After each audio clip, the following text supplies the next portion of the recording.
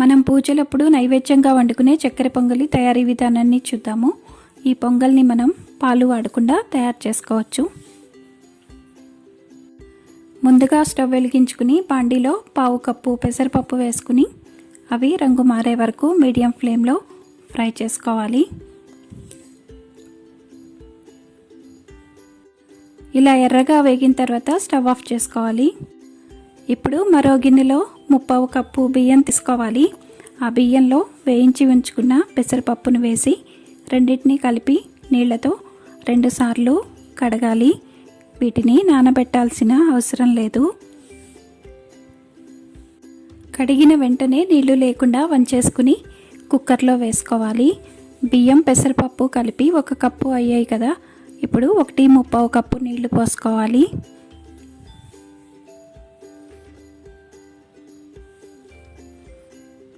ఎసరు పోసుకున్న వెంటనే స్టవ్ వెలిగించి 2 విజిల్స్ వచ్చే వరకు ఉడికించుకుని స్టవ్ ఆఫ్ చేసుకోవాలి.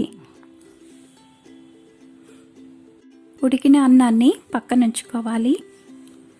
ఇప్పుడు బాండీలో 1 స్పూను నెయ్యి వేసి ఎండు కొబ్బరి ముక్కల్ని రంగు మారే వరకు వేయించుకోవాలి. అదే బాండీలో జీడిపప్పు వేసి అవి వేగిన తర్వాత కిస్మిస్లు కూడా వేసుకుని వేయించుకోవాలి.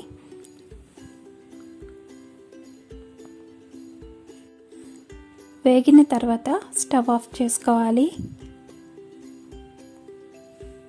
ఇప్పుడు మరో బాండీలో 1/2 కప్పు పంచదార, 1/2 కప్పు బెల్లం వేసుకోవాలి. ఇప్పుడు బాండీలో 1/2 కప్పు నీళ్లు పోసుకోవాలి.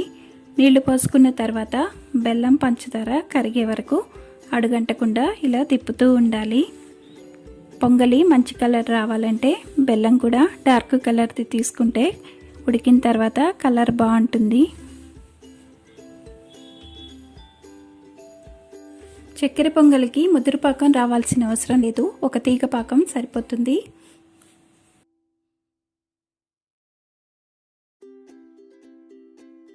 మనం గరిటె తీసుకుని ఇలా పైకన్నప్పుడు కొంచెం స్లోగా పడుతూ తీగ సాగుతూ ఉంటే పాకం వచ్చేసినట్లే. స్టవ్ ఆఫ్ చేసుకోవచ్చు. తర్వాత తయారైన పాకాన్ని అన్నంలో వేసి బాగా కలుపుకుని ఉడికించుకోవాలి. నేను కుక్కర్ చిన్నగా ఉంది కాబట్టి అన్నాన్ని బాండీలో వేసుకున్నాను.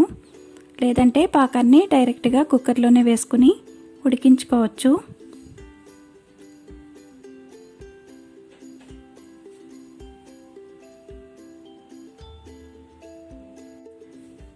పొంగలి ఉడుకుతూ ఉన్నప్పుడే యాలకుల పొడి, నెయ్యి కూడా వేసి కలుపుకోవాలి. 5-6 టేబుల్ స్పూన్ల నెయ్యి వేస్తే టేస్ట్ బాగుంటుంది.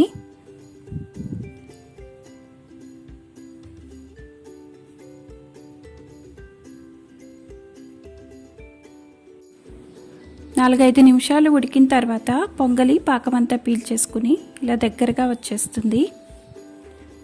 ఇప్పుడు వేయించి ఉంచుకున్న డ్రై ఫ్రూట్స్ కూడా వేసి కలుపుకోవాలి. చివరిగా మరో 2 స్పూన్ల నెయ్యి వేసి అంతా కలుపుకుని స్టవ్ ఆఫ్ చేసుకోవాలి. ఇప్పుడు చక్కెర పొంగలి రెడీ అయిపోయింది.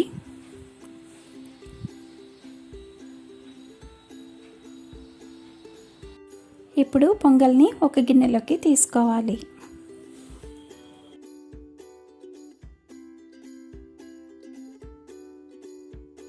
Thanks for watching.